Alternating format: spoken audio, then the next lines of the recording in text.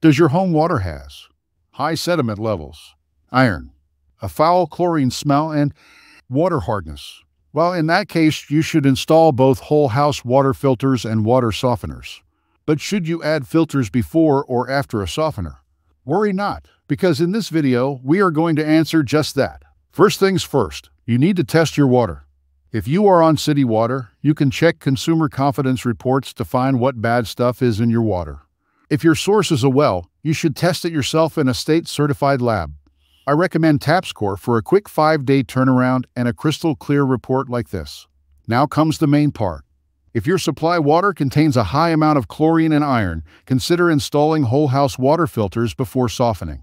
A high iron content can quickly saturate your resin beads and reduce water softening efficiency.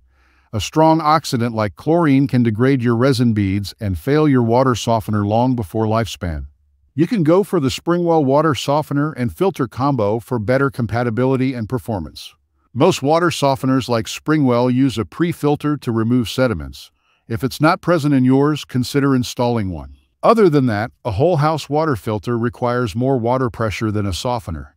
Thus, installing them before the softener is a safer choice. Now, if your water has harmful bacteria, you can install an RO as a post-filter after a water softener.